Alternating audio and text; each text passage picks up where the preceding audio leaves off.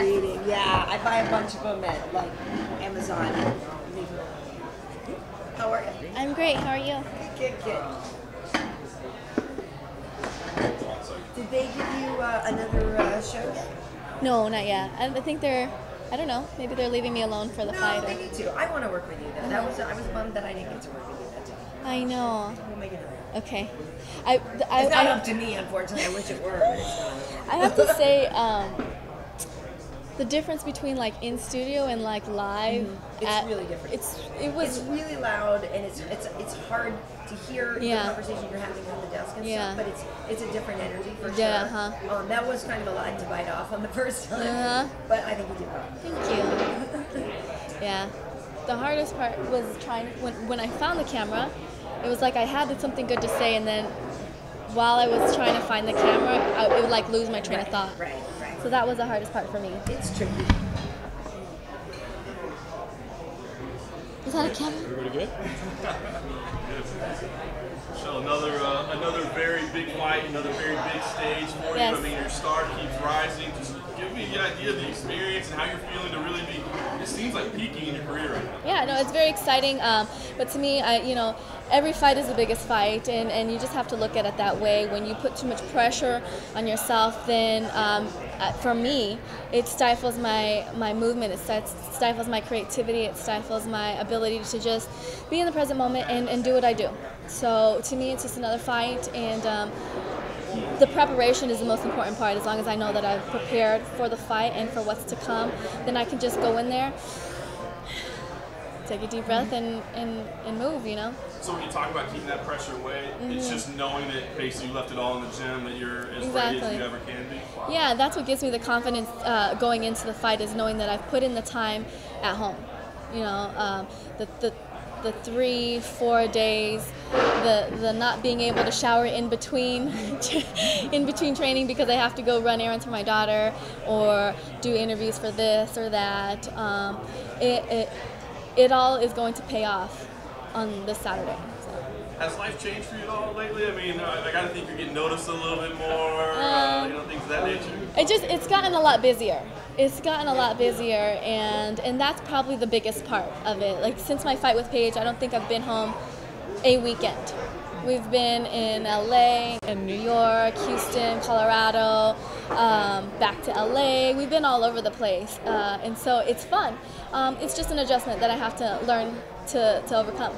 But have you learned any lessons? Because certainly when Paige was put out there on the scene and she was hyped a lot and got a lot of press, it seemed to maybe become a distraction. Yeah. Maybe. So did you learn any lessons from that, knowing how, you sometimes maybe have to say no to certain things, or, just to make sure that you don't get lost in all of the hype as they're trying to build you? Exactly. I think it's important to stay grounded. But I have the best teammates in the world to learn from. Holm, John Jones, Donald Cerrone, all these guys, they're superstars. But they come to the gym every day and they put the work in, and I get to see them do that. And so I just learn from them and do that, and make sure that my training comes first and everything else is secondary, outside of my family, obviously. And then, and for me, that just takes a huge pressure off of me, because I know in my heart, like, I can be honest with myself, and I know that I've trained. And I'm not trying to give her a hard time. I feel like I would totally say yes to opportunities given to me. You and Rose have her as a common opponent. You both were able to be here. What did you learn about Rose in watching how she fought Paige? I learned a lot, actually. It's funny because I studied the fight against Rose and Paige pretty intensely coming up to Paige's fight. And Rose, I think after coming off the show and after losing to Carla, on the big stage, I think really took a step back and reevaluated the way she fought. And I think at the beginning of her career, she was more apt to take chances and to do things more creatively. And after losing to Carla, I think that she is more methodical about her movements, and I saw that with the fight against Paige.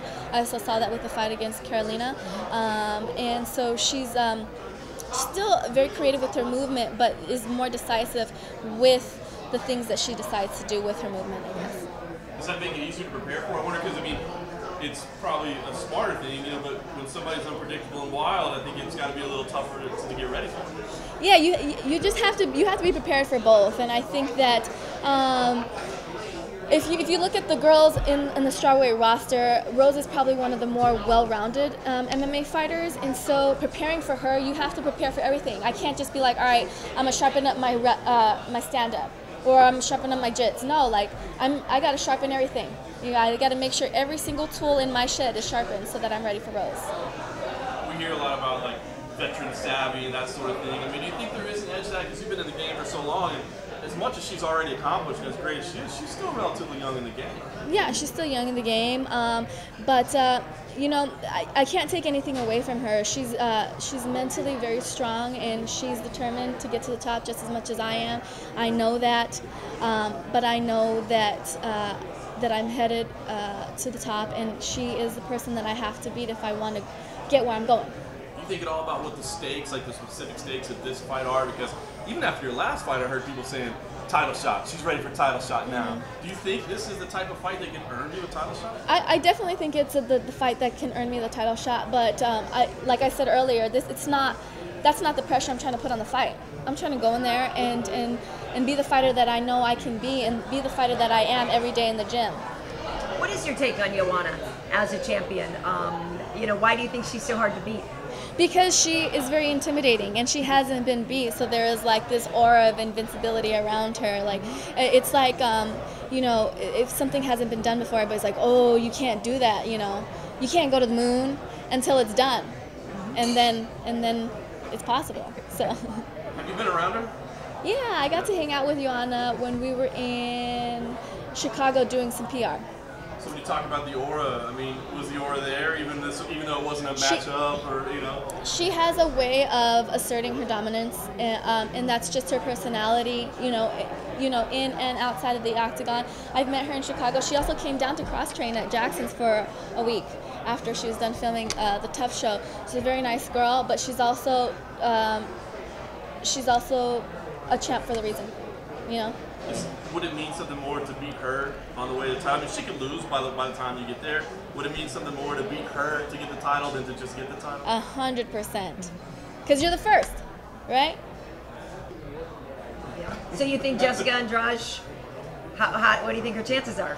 So this is my thinking with Jessica Andrade, and I'm just trying to think like as a fighter myself, if Jessica Andrade is like saving her jits and her wrestling because she didn't want to expose her game plan to Joanna for the championship fight. That's a very, very smart move to do, and just maybe make Joanna overly confident. And but if Jessica Andrade goes in throwing the loopy punches, being the smaller fighter, she's not going to get close to Joanna, because Joanna is very long and she throws straight punches down the middle. So I'd like to see what kind of Jessica Andrade comes out to play. You know, I want to ask you too about Holly. Obviously, I know you guys are tight, and she's had a tough time lately. So, how's she been in the gym? How's her mentality right now? How is she feeling about the fight game these days? I can say nothing but great things about Holly. She, if there's somebody to look up to, it's her.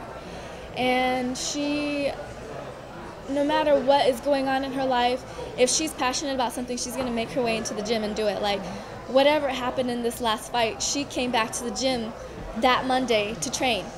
And that's just the type of champion that I like to look up to. And so no, she's in good spirits, and she is in the gym every day getting better. Do you believe Hottie got wronged in our last fight? I do, and I was there, and I had to hold myself back because I was very emotional, and I was cussing, and I'll bring you back over. yes. It was hard, because this is my thought on the whole thing that happened is, if you're gonna be a dirty fighter, cool, whatever. If that's your style, that's your style. But don't come out and try to hit gloves with me at the beginning of every round and then hit me after the bell's over. You know, like, pick your poison. Which one you want to do? If you're gonna be dirty, just be dirty. Don't be dirty. Like, don't be a sour patch. You know, like, don't hit me and then be like, oh, sorry, just no. Are we friends? No. Sour than sweet. Yeah. So that's just my thing about it. I hope to see the rematch, and I know that Holly will be able to be victorious the second time around. About a year ago, Rose came up to Jackson to train for a little bit. Did you guys cross paths? Yeah, we've cross-trained going back years before we moved to the new facility. Rose has come down because she's in Denver, and we cross-train with a lot of the guys out in Denver. So she's come down. I went out to train with her before she went out for Tough. She came down a little bit for her fight before she fought Tisha Torres. So yeah, I know her, and like I said, out of all the girls like in the UFC roster, she's probably one of my favorite. Unfortunately, I have to fight her if I want to climb the ranks, and that's just it's just the nature of the game. Michelle, with what Pearl Gonzalez had to deal with 24 hours before her debut, just curious, as a fellow female fighter, how do you think she handled that whole situation? I think she handled it wonderfully. You know, I think it's that's really invasive for people to, like, you know, butt into somebody's personal life like that. But you know, it is what it is. At the end of the day, people want to know the juicy stuff. And she handled it well. I don't know if it threw her off her game. I don't know her personally. But you know, that's the nature of the sport. It's not just, it definitely is not just getting in there and two people, you know, throwing fists.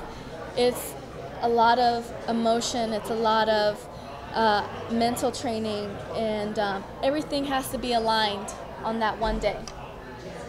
You know, some people thought you might not be ready for the spectacle of being on the show on Fox when you were fighting Paige, and that she had that great experience being in the spotlight, and that she would have the edge there. How did you feel, you know, going in and out fighting that day when everything was on you guys? To me, it's I think it's funny that people would think that, because 6 days out of the week I walk into the octagon and I fight.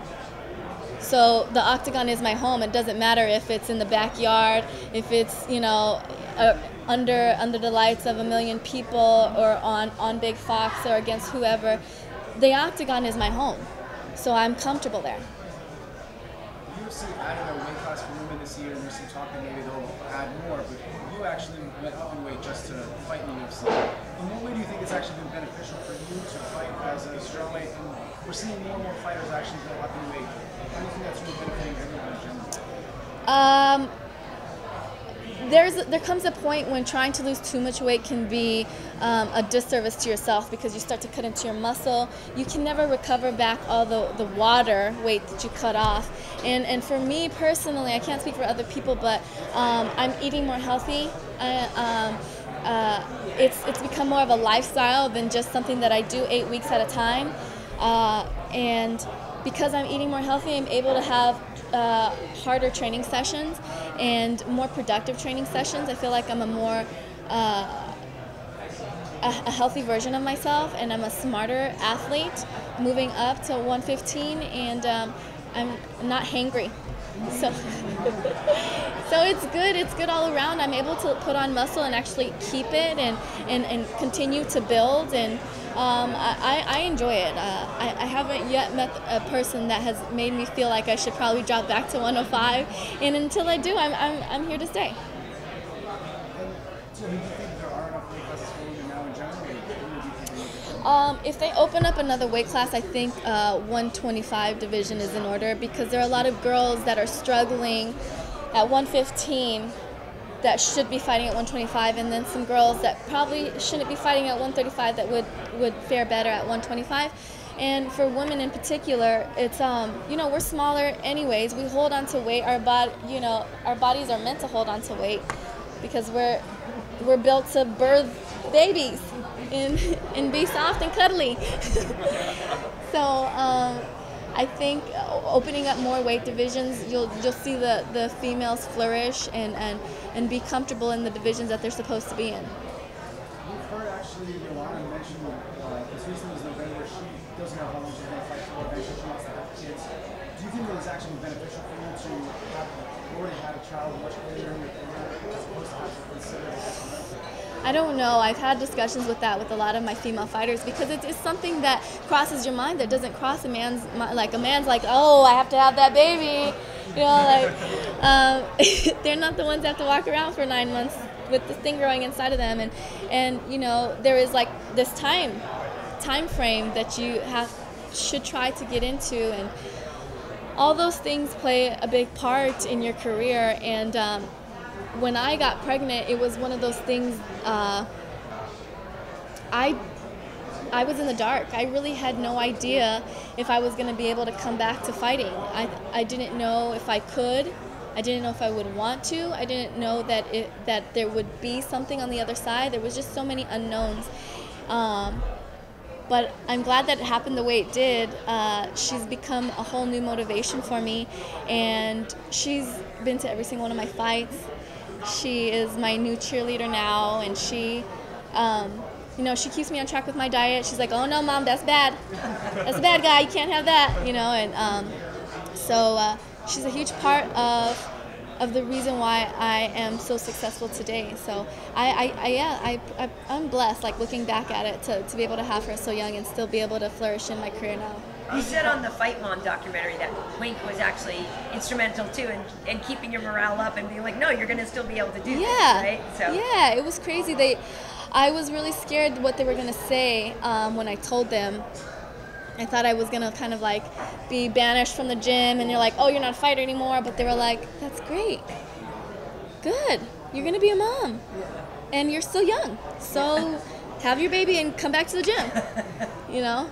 And then when they put it that way, you're like, well, duh. Yeah. That I made it such a big deal, and it wasn't, you know?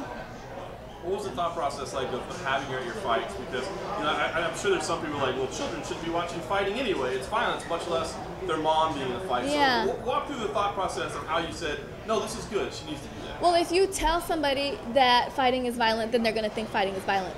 You know? It's all in the perception. It's how you raise them. She doesn't think fighting is violent. Fighting is a martial arts. Fighting is something that I do for my career. Fighting is something that I do to stay physically fit. You know, she's learned so many life lessons. She's only 6 years old. You know, she's learned so many life lessons just being able to watch me, you know, come up the ranks, win, lose, get injured. You know, she knows the difference between a good guy and a bad guy when it comes to food. Like all these things, these are all good things.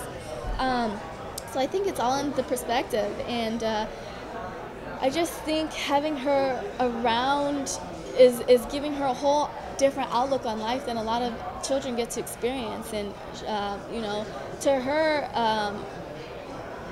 dreams and ambitions and goals are going to be something that is expected. It's not going to be like, oh, can I? It's going to be like, oh, I can and I will, you know? I call my daughter in the room when the girls are on. I'm like, come look. Yeah. Question for you: how much do you feel? Not that you have to. Does the Asian community get behind you in the fight? Or like, how much support do you feel? You know, people are always talking about how many butts can a fighter put in the seats. You know what I mean? So, do you have a sense of your fan base in that respect, and how they do or don't support you in this effort? I have a huge Thai fan base, and you know, my mom's Thai, and obviously fighting runs in Thai blood, but with Muay Thai, and just with MMA starting to come around and become more mainstream, I think it's starting to pick up steam.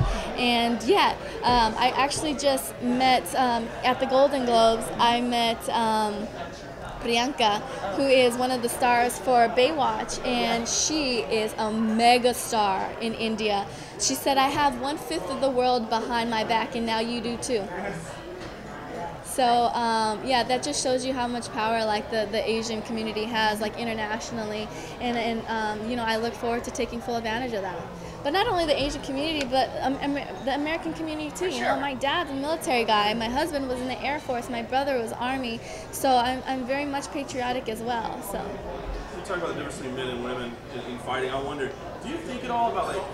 because guys don't have to worry about what message they're sending to little boys around the world or whatever. You know, I mean, do you think about being a role model for young girls? And you know, look at like Ronda Rousey. I don't think she meant to be a feminist icon, and all of a sudden she became one. You know, it's like, do you think about that actively? Sometimes I start to think about it, and then I overthink it, and then I talk to my husband, and he just says, "Be yourself," because that's why people gravitate towards you. And if you're yourself, then everything else will just fall into place. You seem to have fun in your social media. Yeah. Yeah, I try to keep it light, especially with the fight camp being so stressful, you know, like training 3 or 4 times a day, and it's just like, you know what, if I'm gonna put some posts up on social media, at least let me get a laugh from it, you know. So what's the coolest thing that's come out of you know, your recent rise in popularity? I shouldn't say recent popularity, but you know, the fact that you were able to be on Fox and you got to be on more morning shows and things like that. But has there been any opportunity that's come to you because of that you know, maybe were like never expected to get, and or just means more to you than other opportunities? You know, getting signed with WME was a dream come true, and I know that right now we're just getting the momentum going, trying to spin the wheel. So all of that is kind of on the back burner, burning up while I'm gearing up towards this fight, and they know that my priority is fighting, and I have to beat Rose. Let me rephrase that. I don't have to beat Rose, you know. I want to beat Rose. I want to show the world what I've been doing. I want to show everybody that I am a well-rounded MMA fighter, and that I not only work on perfecting my strengths, but I work on perfecting my weaknesses. And for me, the best thing that has happened so far is the documentary coming out, and people reaching out to me that don't watch MMA at all, and telling me how much it inspired them to go back and try to pursue their dream, because sometimes when you have a family, you forget about those things, and you just get caught up in the day-to-day life. And like getting those messages are like very inspiring to me, and not just messages, but people will share their stories with me, and stuff like that is like, it just puts things into perspective. Like, you're not the only one going through hard times. Sometimes, like, when you go through hard times, I'm like, man, why does the world hate me? But it's not. It's just the way the world runs. So will William Morris look to get you as a future action star? I mean, it's such an obvious thing, and I gotta believe you wouldn't mind that. Not at all. I'm so down to be Street Fighter, Mortal Kombat. Hey, come on, bring it on. If the paychecks were big enough, is that the route towards fighting like you want to do? Martial arts will always be a part of my life. I have an immediate goal to become the UFC champion, and that is what I want to be. And so that's what's in my sights right now. Obviously, if there are opportunities that present itself, I'm more than welcome to take those opportunities. I think it'd be silly for me not to. But it would be nice to say that I'm a champ again. So what if WME said, listen, we've got this movie company, they've got a $150 million deal for you, but they need you to walk away from fighting because they don't want their star, getting busted up. Are they gonna give me a belt? No. Right. You know, I think I would do it, but I know that in the back of my mind, it would always be the thing of, well, could you have become the champ?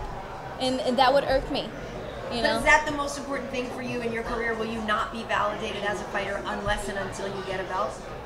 The UFC belt? I haven't thought of it in that much depth, because I think it would be silly of me to overlook Rose, you know?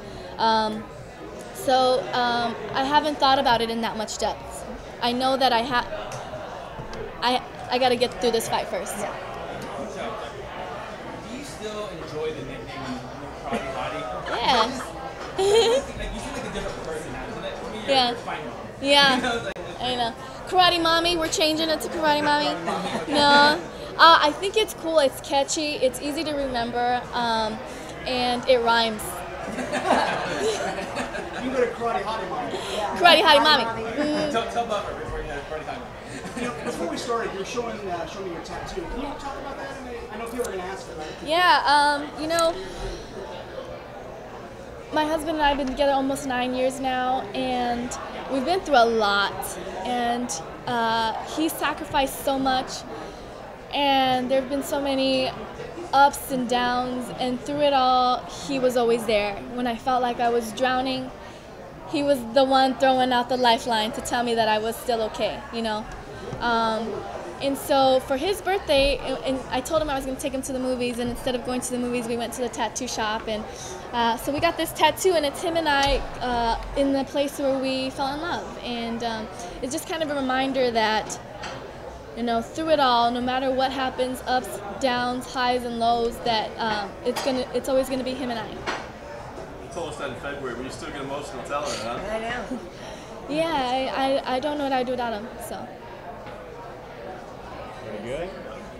Don't get any ideas. Michelle. I'm not getting any tattoos. I love you, but I'm not getting any tattoos. I love you. I love you, but I'm not getting any tattoos. You can get in a place where nobody sees it.